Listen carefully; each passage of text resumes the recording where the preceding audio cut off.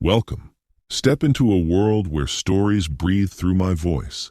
Leave everything behind, find your perfect spot, and let's begin. It was after 11 when we discovered that we'd run out of petrol, and of course it was miles away from anywhere. I was motoring with my cousin Frank and his wife. Frank was more like my brother than my cousin. We'd been friends from childhood. "Hike yourself up and see what you can see, Harold," he called to me from where he was tinkering with the engine. I stood on the back seat and surveyed the landscape. Fields and woodland lay around us in the tranquil light of an opal moon. A river shone like burnished silver in the distance. The trees were black shadows in a grey sheen of moonlit fields. "Any signs of a village or a garage?" said Monica anxiously. "'Fraid not," I said, jumping down again. Frank closed the bonnet with a sigh of resignation. "Yes, that's it," he said. "I'd clean forgot I'd used the spare tin. What a darned fool I am." No one contradicted him. Monica drew her wraps about her with a shiver. The night air struck cold, and there was not a breath of wind. "What shall we do?" she said. "Walk to the next village?" Frank shook his head. "If we're where I think we are," he said, "we're about 6 miles from anywhere. I don't want to leave the car for as long as that, for one thing, and for another, you couldn't do it, my dear. Monica is no walker. She is fragile and delicate, and runs a high temperature at any overexertion. We must sleep in the car, I suppose," she said. "Not on your life," said Frank. "I don't want to have you on my hands with pneumonia again." "What can we do, then?" said Monica with a little helpless gesture. "Any signs of habitation at all?" said Frank to me. I leapt again onto my point of vantage and gazed round the moon-bathed countryside. "No," I said then. "Oh, wait a sec. I didn't see it before. Funny. Yes, there's a house behind that wood, and a light in the window." "Let's try it anyway," said Frank. "They might have some petrol or a bike we could borrow. How do you get to it?" I was still peering into the shadow. "Not sure. Through the wood, I think." "Come along, then," said Frank briskly. "Harold and I will go and find out the lie of the land, Monica. You'd better stay here." Again a slight shiver shook Monica's slim form. She looked very, very pale in the moonlight. "Let me come with you," she said. I don't want to be alone. The moonlight's so queer, isn't it?" Frank took a dressing case and cloak in silence, and the three of us set off. A broken gate led into the wood, and a rough winding path through it. It was curiously dank in the wood. Though the road outside had been dry, this path was muddy. The trees seemed to drip moisture. They grew around it thickly. They met overhead. They thrust their undergrowth right up to its edges. "By Jove," muttered Frank, "what a filthy mess. Mind you don't stumble." The wood seemed to end abruptly, and we came out again into the white flood of moonlight. The house stood just in front of us. It was a large house, surrounded by a tangled wilderness of a garden. The house itself wore an air of desolation. It proclaimed itself derelict, untenanted. The moon shone onto dusty, uncurtained windows. It seemed to leer at us evilly with blank eyes. "Hard lines," said Frank. "It's empty." "But I swear I saw a light," I said. "Moonlight on one of the windows," suggested Frank. "No," said Monica in a quick, breathless voice. "Look, there is a light. In a downstairs window. There." We looked and saw the square of glass lit by a faint flickering of golden light, as of fire or a candle. An overgrown bush almost hid it, though I had seen it plainly enough from the road. "Knock," said Monica. I went up to the front door and knocked. The sound seemed to echo, 10 times magnified, through the empty house, then die slowly away. I had a quick uneasy sense of having done something irrevocable, of having roused some dormant power in that sinister sleeping house, for it occurred to me suddenly that there was something sinister about it. The effect might have been caused by the moonlight, or the emptiness, or the dark woodland approach, but there was something sinister about it. I feel like a not-too-brave prince who's rung the bell of an ogre's castle and would like to run away, I said, trying to speak lightly. The other two were listening intently. There was no sound within. "There's no one there," said Frank. "Yes, there is," said Monica. "Listen." We listened. Slow, shuffling steps were approaching the door from inside. It opened, and a little wizened man stood before us. The white moonlight on his face gave him a queer, unearthly look. "I'm awfully sorry to disturb you," said Frank, "but we ran out of petrol. Our car's stranded just outside on the road. I suppose you can't let us have some petrol?" There was a long silence before the man answered. In it I could hear my heart beating. Then he spoke in a high, reedy voice like wind in distant treetops. "No," he said. "I've no petrol." "Can you lend us a bike?" "No." "How far is it to the nearest village?" 6 miles. "Are you the caretaker here?" "Yes." "I suppose you couldn't give us a shakedown for the night?" He hesitated, then, "Yes," he said at last. "I can do that. Come in." I felt an unconquerable reluctance to enter. Alone, I think I should have turned and run back through the dark wood, but Monica and Frank had entered without hesitation, and I followed. The old man led us down a narrow corridor into a room lit by a single candle. The fire on the hearth was a cheering sight after the bitter cold outside. Monica knelt down before it at once, holding out her hands to its blaze. The firelight gleamed on her pale face. The little old man stood in the doorway. The flickering light made his wizened face and grey, wispy hair look more unearthly than ever. "I say, this is fine," said Frank, rubbing his hands cheerfully. The room was furnished with a battered wooden table and a few wooden chairs. The old man spoke from the doorway. "You can have this room for tonight," he said, in his strange, thin voice. "Oh, thanks," said Frank. "That'll be splendid." The eerie effect of it all was gradually disappearing. It was simply an ordinary empty house and an ordinary caretaker, upon which the moonlight had cast a strange, though momentary, effect of terror. Moonlight, of course, can make the most commonplace things take on a look of mystery. "What about food?" went on Frank. "I'm famished." Monica raised her lovely pale face. Her loveliness struck me suddenly then for the first time, with something of a shock. I had known her all my life and accepted her calmly as Frank's wife, and until that moment I had never realized how exquisite she was. I stood staring at her foolishly. She didn't look at me. Her deep blue eyes were fixed on Frank. "There's the hamper," she said. Her voice, clear and silvery, seemed part of the moonlight outside. "Of course," said Frank heartily. "Good egg. We hardly touched the chicken, did we? Harold and I'll fetch it. Might as well get the fur rug, too. We'll leave the others. You stay here and thaw 'em on."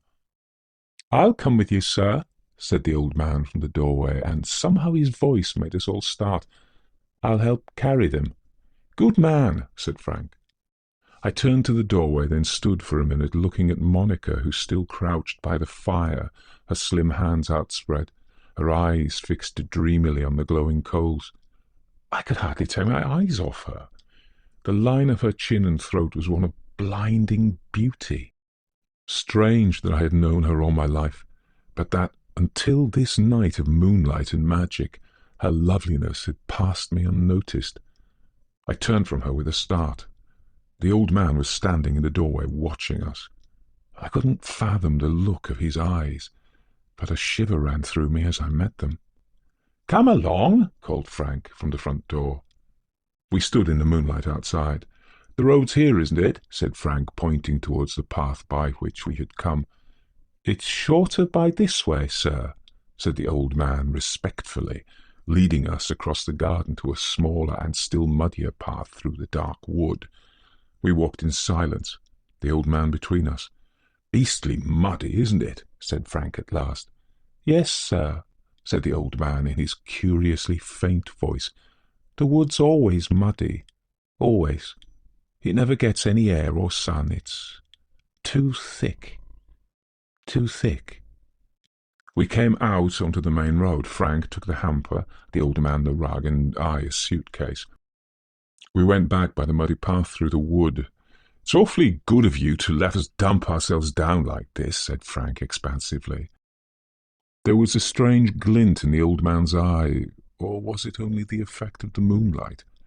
"Not at all, sir," he said, and he might have been speaking from miles away. So faint, so thin, so reedy was his old voice, and in it was just a hint of irony. Monica was still kneeling where we'd left her, her hands outspread to the blaze. She might not have moved or breathed while we'd been away. She turned her head as we entered and looked at me, then at Frank, then back at me. She didn't speak. There was something in her face vaguely puzzled, vaguely frightened. The old man busied himself about the room. He had found a white tablecloth which he spread out over the table. He placed upon it the cold chicken, the wine, the picnic plates, and glasses from our hamper. He had put fresh coals on the fire and pulled close the curtains, shutting out the pallid glare of the moonlight. The room looked almost cheerful. Once I looked at Monica and caught her eyes fixed on me, and a strange electric thrill went through my body. The old man hovered about like a ghost. His dim, glinting eyes flitted furtively from me to Monica, from Monica to Frank. Only Frank was perfectly normal. He drew the ramshackle chairs up to the table with a flourish. "Come along," he cried cheerily. "I'm half-starved." Monica moved to the table as in a dream. She let her cloak fall back over her chair, emerging slim and beautiful in her plain grey travelling dress. There was about it a suggestion of the Quaker that accorded well with her pale cheeks and demurely parted hair. "You look cold, my child," said Frank, pouring some wine into her glass. She drained it, but it brought no colour to her cheeks. The strange meal proceeded. Frank ate and drank heartily, discussing cheerfully the details of our motor tour, the ill fortune of our breakdown, the weather, and then, tiring of that, politics. I hardly heard a word he said. A seething excitement possessed me. The realization that I was in love with Monica was being slowly borne in on me, and the knowledge brought me not depression or shame, but a wild exultation. My eyes feasted on her, on the perfect moulding of her cheeks, the satin smoothness of her skin, the sweet curves of her lips. My love was a mad, bacchanalian intoxication. Frank didn't come into the question at all. He simply didn't exist. Only Monica and I existed.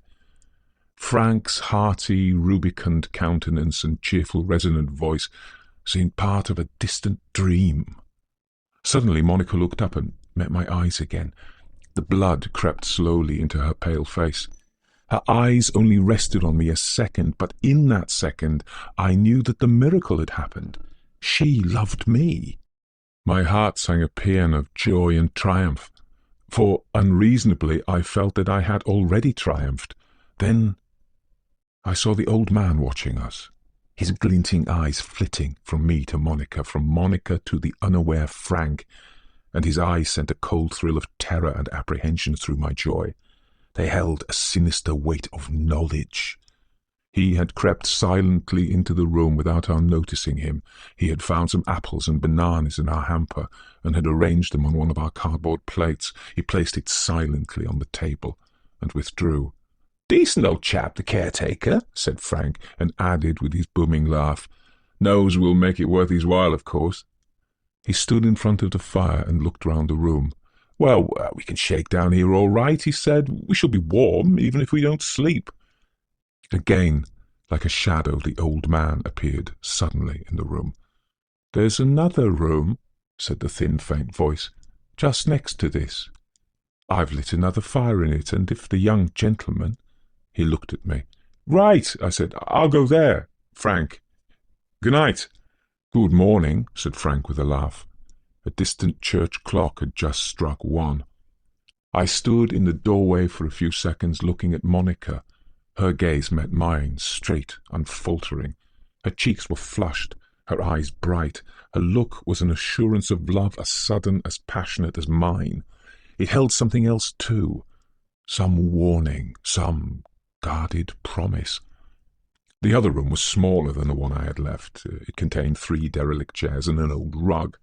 A log fire crackled in the old wide grate. I had never in all my life felt less like sleep. I felt as a man might feel who, turning over the soil of his garden, has come across a gold mine. I had found treasure, treasure immeasurable. I loved Monica, and she loved me in return. I paced the room, my heart beating tumultuously.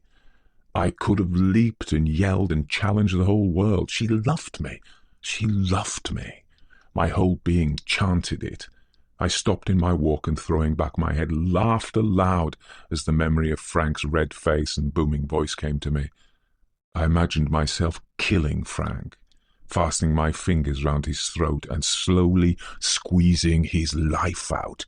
I longed to do it. It would be so easy. So easy. At last, I felt suddenly weary, and making my coat into a pillow, I lay down in front of the fire.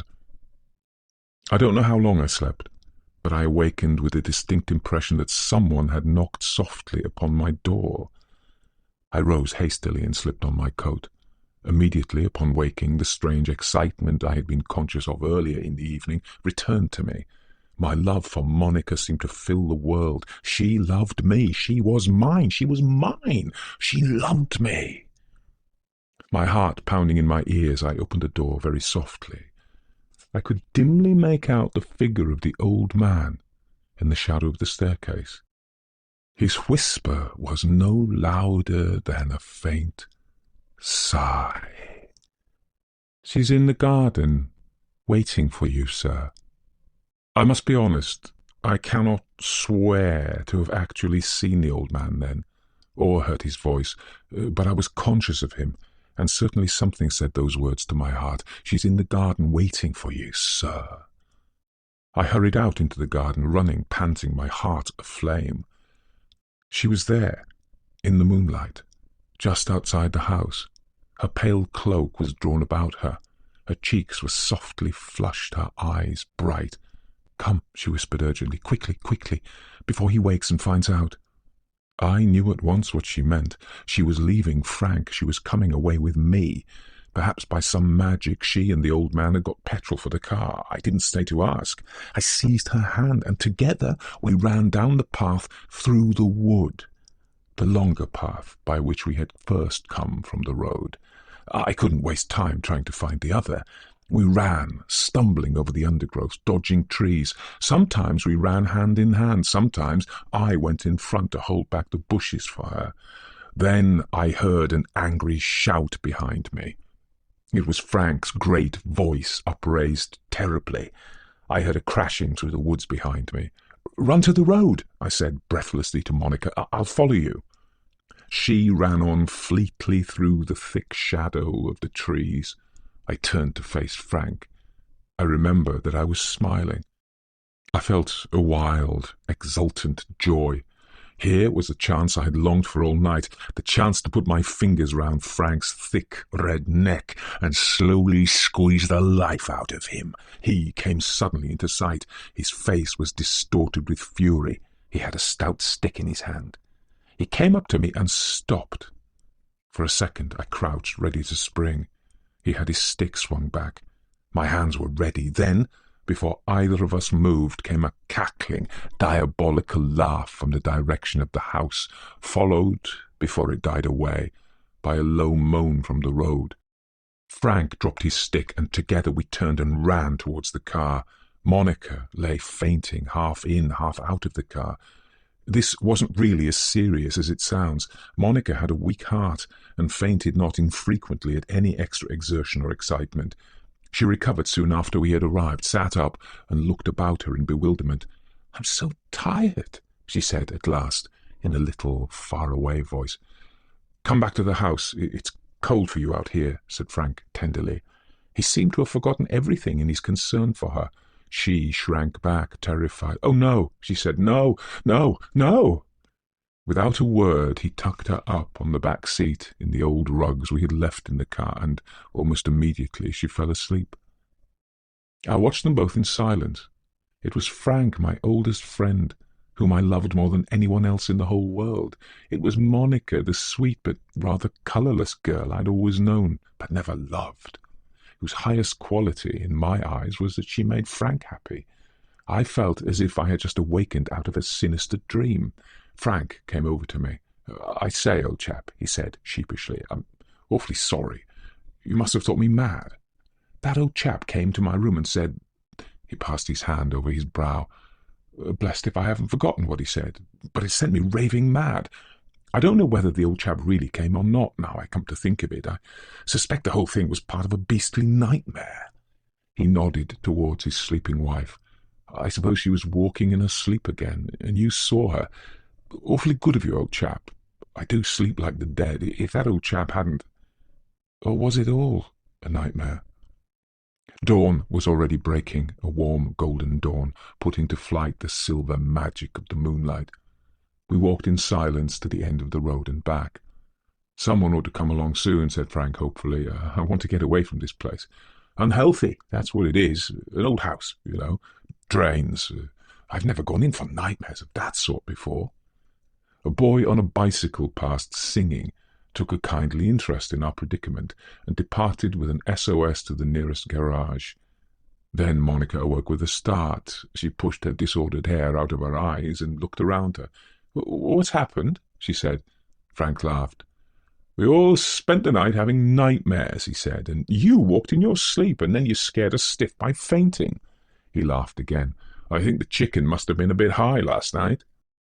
She gazed into the distance, and some faint memory brought the colour to her cheeks. "Did I walk in my sleep?" she said slowly. "I had a perfectly horrid dream." The petrol arrived soon after that, and Frank's spirits rose to their normal high level, but I think he funked returning to the house as much as any of us. "Look here," he said, "we're all starving. Let's go to the next village and feed first, and then come back and collect the things and tip the old codger." There was an old inn on the outskirts of the village, and a homely innkeeper's wife promised us breakfast in half an hour's time. Frank and Monica went upstairs. I went into the dining room. A rosy-cheeked waitress was just coming out. The innkeeper's wife followed me. "Will this table do, sir?" "Yes," I said then. "Do you know the house behind the wood, about 6 miles down the road?" She threw a quick glance at me. "Yes," she said, and shut her lips tightly. "Do you know the caretaker?" I went on. "There is no caretaker," she said shortly. "Hasn't been for over a year." "Do you mean the house is left without a caretaker?" I said, rather foolishly. "Yes," she said, and added meaningly, "It's not a house as even tramps would care to spend the night in. You can't get any of the folks in this village to go near it after dark." The rosy-cheeked waitress entered with a tray. "Nessie here used to be maid there, and she wouldn't go near it after dark, I'd be bound." She went out. The girl began to lay the table. "You used to be a maid at the house behind the wood," I began. Somehow I felt desperately anxious to solve the mystery. She threw me a quick, guarded glance, rather like the glance with which the woman had met my reference to the place. "Aye, sir," she said, "in Mr. and Mrs. Trammett's time, before—" She stopped. "Before it happened?" I supplied very quietly and at a venture. I was rewarded by her start of surprise. "You know something about it then, sir," she said. "Not much," I said, and again I made a venture. "She was in love with someone else, wasn't she?" "Yes, sir, with Mr. Trammett's cousin, with young Mr. Moxton, an old Sainton, the butler, him that was afterwards a caretaker." She stopped short, as if unwilling to continue. "Tell me what happened exactly," I said, persuasively. "Well," she said, with a curious mixture of reluctance and eagerness, "it was this way, sir. Old Sainton acted as a kind of go-between between Mrs. Trammett and young Mr. Moxton, though I believe he hated young Mr. Moxton all the time. He took notes and told Mr. Trammett lies to put him off the scent and such like. Then, one night—" She shuddered, hesitated a minute, then plunged on. They were to have eloped, sir. Old Sainton arranged it all, told him she was ready and all that, and then, as soon as they'd started, before they got through the wood, he woke Mr. Trammett and told him. Why did he do that? I put in quickly. She shrugged her shoulders. He disliked Mr. Moxton, sir, I suppose, or perhaps they didn't give him as much money as he'd hoped for. Anyway, Mr. Trammett went after them. With a stick? I said breathlessly. How do you know, sir? Oh, the papers, I suppose. Yes, and they fought there in the wood, and Mr. Moxton tried to throttle him, I said. Did throttle him, sir, but not before Mr. Trammett had given him such a smash with a stick that he died before his trial came off even. So they were both killed? Yes, sir. And the lady? It killed her, sir, too. She never recovered from the shock. She died before the year was out. It's funny you should ask me today, sir, because it was last night, 5 years ago it happened, and I was just thinking about it when you came in. What happened to the old man? I said. He stayed on as caretaker, sir, till last year, then died in a kind of fit. I went cold. Died? I said blankly. But just then Monica and Frank came in, and Frank began to talk about the weather. They seemed, I noticed, more in love with each other than ever. Monica avoided my eyes. The horror of her dream still lay upon her. Directly after breakfast, Frank and I motored back to collect the rugs and, as Frank had put it, tip the old codger. The house looked almost as eerie in the daylight as it had looked in the moonlight. The surrounding wood, the untended garden, dirty, discoloured windows, the whole air of dreary desolation made me shudder afresh. We found the rooms just as we had left them, the hamper, the motor rug, the burnt-out ashes in the grates, the remains of our supper on the table. Now for finding the caretaker, said Frank, picking up rug and hamper. Frank, I said slowly, they told me at the inn that there was no caretaker here. What? Said Frank blankly, then he laughed. I see, some tramp pinching a night's lodging and bluffing it out. Well, I suppose we'd no more right here than he had. Let's rout him out. He's sure to be hanging around waiting for a tip. But he wasn't. We searched the house from top to bottom, and he wasn't there.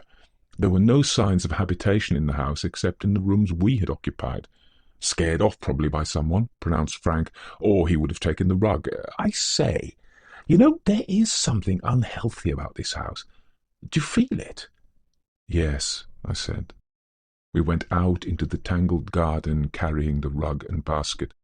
Let me see, said Frank. Which was the short path he showed us? We found it at last, the opening half hidden by a large laurel. I remembered it once we were upon it, narrow, muddy, and tortuous. Then halfway down it Frank stopped. The blood had slowly drained away from his face. Good heavens, he said. Look. He was pointing at the path before us. Suddenly I saw what he meant. It was the path by which the three of us, Frank and I and the old man, had gone to our car and returned the night before. At each side, where Frank and I had walked, were our footmarks, going and coming. In the middle, where the old man had walked, there was no footprint at all. I hope you felt every word of this journey, just as deeply as I felt telling it to you. If you want to stay part of the story, hit subscribe and ring the bell. Something even more captivating is already on its way. Until next time.